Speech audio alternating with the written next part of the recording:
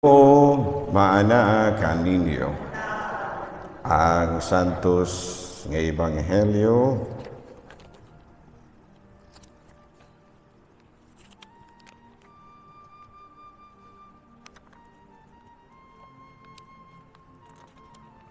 sumala ni San Lucas. Sa nagpadulong na si Jesus sa Jerusalem, miagi siya sa utlanan sa Samaria o Galilea. Samtang nagpaingon siya sa usa ka balangay, gisugat siya og napulo ka sanlahon. Nagpaantaw sila og naninggit, "Jesus, magtutudlo, kaloy iintawon kami." Nakakita kanila si Jesus og miingon, "Lakaw, pahiling kamo sa mga pari." Ug samtang diha pa sila sa dalan, nangaayo sila. Ang usa kanila sa pagtan-aw nga naayo na siya, mibalik ug nagdayeg sa Dios sa kusog nga tigom. Miha pa siya sa yuta, miha pa siya sa tiilan ni Jesus ug nagpasalamat kaniya. Ang maong tawo sa Marianhon, niya miingon si Jesus, "Di ba napulo man kamo katawo ang nangaayo? Hay naman ang siyam." Nga naman nga kining dumuduong mauray mibalik aron pagpasalamat. Ug miingon si Jesus, "Tindog ug lakaw ang imong pagtuo, maoy na kaayo kanimo." Maigsuon ko diha ni Kristo ang ebanghelyo sa Ginoo. Manglingkod palihog. So, good morning na usab kanaton tanan, no? Aniya nakita karon sa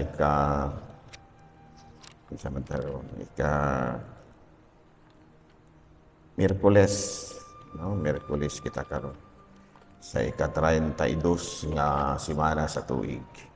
So sa atong pagtulunan karon, kabahin kini sa napulo ka mga masakiton, no? Dili ordinaryo nga sakit, kining gitawag natong leprosy. No, kining leprosy, dili ni siya sakit, dili ni siya ngot-ngot, pero maghinay-hinay rag kalata ang imong lawas nga wala na gani kay kalibutan nga nahulog na din ang imuhang kamot.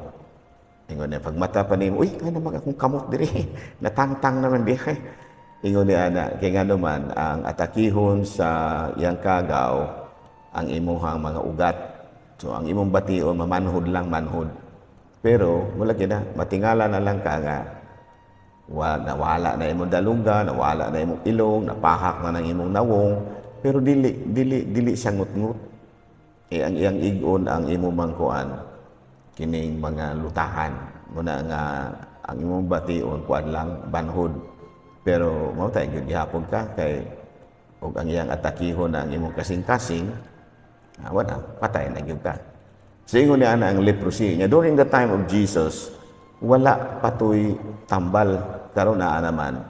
During his time there was no healing, no medical healing. So muna nga gilahi sila sa mga tao. Kuan ba sila ba segregate o sa ato pa na gi-isolate sila. So sa may nahitabo, pag-agi ni Jesus, di man lagi sila pwedeng manuol kaya gi-isolate man sila. Palayo ra sila, naninggit ra. Ingnan la si Jesus, kaluya taon kami. Ug tuod man, giingnan sila, "Hala, sige. Pangadto mo dito sa pari, aron ang pari mo imo deklara nga limpyo na mo." But on the way, ang nahitabo mao nga naayo sila. There were 10 of them. Pulo sila kabuok nga nangaayo. Unya, sa napulo kabuok, usara gyud ni balik. Ang katupag yung dili Hudiyo. No, muna nga niingon si Jesus, "Asa mo dayong uban? Di ba napulo man mong giayo? Ano mang karon usa ni balik?" No, giingnan siya nga ang imong pagtuo mao'y nakaayo kanimo. So ari kita sa mga pagtulunan. The first thing is the miracle, milagro. No, ang milagro. Kay wala gud sila tambali, giingnan ra gud sila, "Lakaw, paano mo dito?" Wala gani sila paimnag tambal. Wala gani sila hikapa. Giingnan ra sila nga, "Sige, pa-check up mo dito aron mo ang pari mo deklara ninyo nga limpyo na mo." So sa may nahitabo, nangaayo sila. And that was a miracle, milagro to. Milagro. So, ang milagro, nahitabo tungod sa ilahang dakong pagtuo nga si Jesus makaayo kanila. Okay. And then, the second part is, unsa may sunod sa milagro. Kung ikaw milagruhan, ang sunod di ana mao nga magpasalamaton. Siya mo rin yung nagpasalamat. No, ang usa ra gyud nagpasalamat. Ang siyam wala. Sa ato pa unsa may mahitabo niadtong siyam. Balikan tong sakit kay nganuman. Wala man sila ma-converted. No, the healing was not complete. Wala makumpleto ba? Kay naayo sila sa ilahang lawas ang ilang sakit sa espiritu wa man. Wala man sila maayo. Mauras man sila gihapon mapahitason. Ano nakaingon man tang mapahitason? Kay wa man namalik.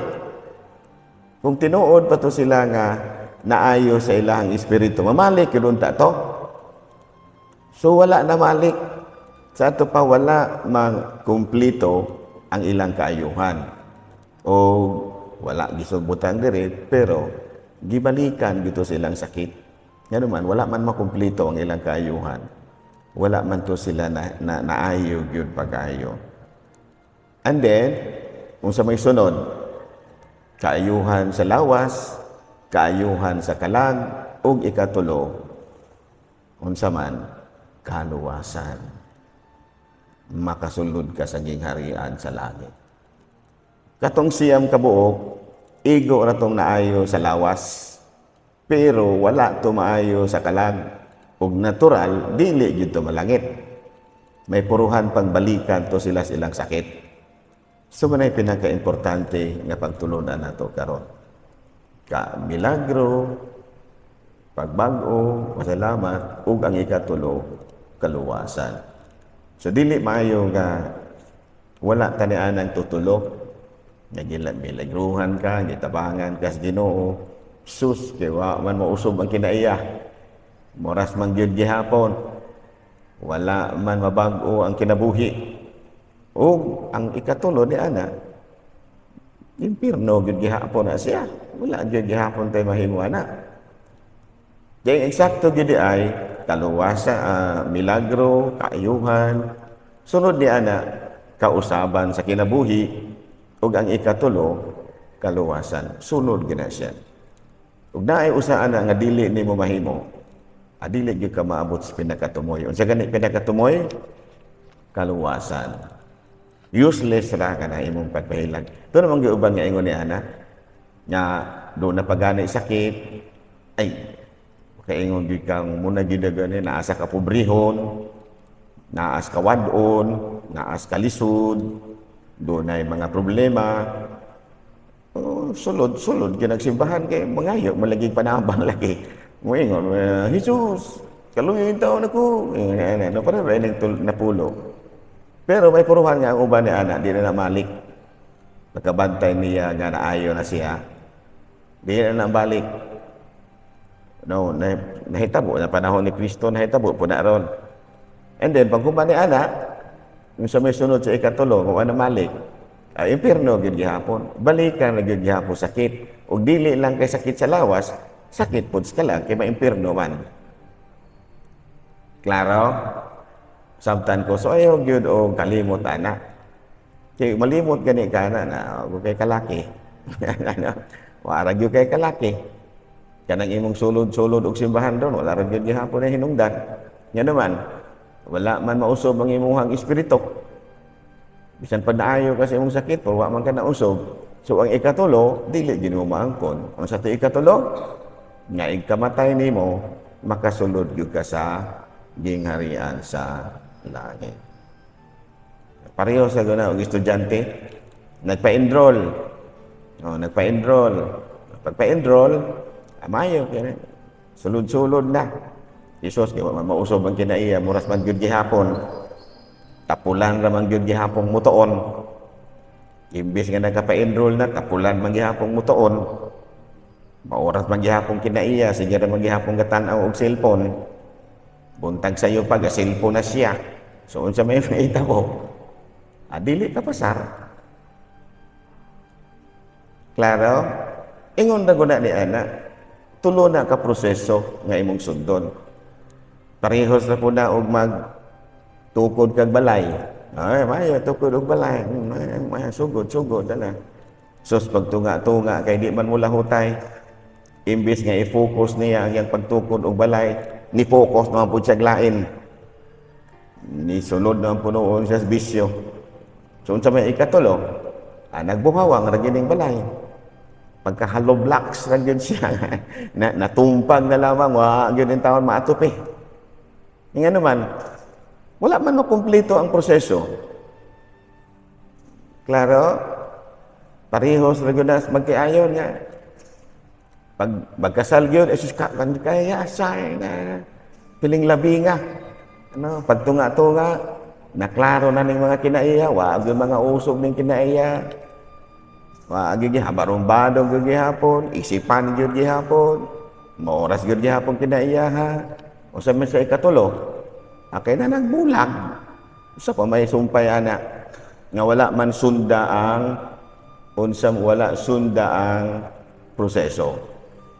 Panalitan kamo, sige mong simba no, nabuntag. Kung dili mausob ng inyong kinaiya, ang ikatulo ana, di gyud gihapon ninyo maabot. Panalitan sa iyong buntag, may simbag yun na. Sos, pag-abot sa tunga-tunga, kaya mausob ni kinaiya, moras man yun gihapon. O dili, yun maabot sa ikatulog. Kung sa may ikatulog, kaluwasan. Subay yun, ginawa mo ng proseso. Kung dili naman na proseso, wala na ginahinungdan. Parehos na nag-estudyante ka, napa-enroll ka, gihapon mausob ng kinaiya. Moras yun ka gihapon, wag ni tuon-tuon, naong ni mo sige gatupag ang cellphone. Adi nyo kagagraduate. Saan man mo? Pareho sa po na lagi og trabahante ka. No? Nindot kay nakatrabaho na ka. Susya ba yun gihapon, mausap ang kinaiya. Tapulan naman yun gihapon. So dili, maabot ang usap may ikatuloon ta ana. Nga mulambo sa pagpantrabaho mo, mahimong supervisor, no, mahimong manager. Nasong gihapon, tapulan naman gyud gihapon. Kay ikatulo, terminate. Mura gina sa tanan. Muna gisulti ni Kristo nga milagro, kabag-uhan, dayong kaluwasan. Tulo gina sa kaproseso nga imong sundon. Magsugod ka sa milagro, walay kabag-uhan, ay Ginoo. Magtuo ka nga maluwas ka, hindi ka mausob. Wag yun, 99% di yun kakasulod sa langit. Sa kung saan pa na itong kwinta, kaya naag yun na siya, tulo ang proseso. Milagro, kaayuhan, kasulbaran sa problema, paghuman, kausaban sa kinaiya, paghuman, kaluwasan. Klaro? O na no? Sa paningkamot, ang uban ari dapit tunga-tunga mga sangit. Ari dapit tunga-tunga mga sangit. Kining pagpangayo, kining pahilak-hilak, kining pakamang-kamang kunuhay ka ng nangyayo panabang Ginoo, may kita ni ana. Pero sa ikaduha, kabag-uhan sa kinaiya, bag-o sa kinabuhi, diha na dapit ang medyo sangit-sangit gamay. O natural, kaya nasangit maka sa ikaduha, di yung ka maabot sa ikatulo. Alang-alang, maabot ka sa ikatulo nga, kutob naman ka sa ikaduha. Di haran yung ka kutob. So, ang sumpay sa ikatulo, kalaglagan. Dili makagraduate. Dili mulambo ang negosyo. Dili makakabot sa tuyuan. Kaya dapat subayon gina mo. Number 1. Number 2. Number 3. Dili ganin na masubay. Samok na imong pagkamot na. Tiwasa na imong gisugdan. Tiwasa na kay mo man ang gisugdan. Tiwasa ang katapusan ni ana nga makasulod na ka sa gingharian sa langit. Munay pinaka tumong nimo. Unya ra kamo undang ana imong paningkamot kung tuwa na ka nakikinabi na kas Ginoo kada langit naka. Pero karon gamay paganing grasya na dawat mura nagagsikig sa. Wala ka. Wala na kadi ara ka kutob. So sa atong pagpadayon ni Santos nga misa malandong tagmaayo, no? Atong pamalandungan kining gitundo ni Kristo karong adlaw. The gospel today is so inspiring. Kung imong yung masabtan, dako kayo ikatabang sa imong kinabuhi. Dili lamang sa kalan, kung dili laki po sa imong lawas nun, mga pangnegosyo, pantrabaho, pamaul, ug daghan panguban. Kinig yung tulo ka proseso. Nga, number 1, kaayuhan. Number 2, conversion. Number 3, salvation. Suldon ganin na nimo, dako kag paruhan, pero igo na kasugod na. Wala ginaingon nga, kawan lamang ang imong paningkamo. Manindong palihog.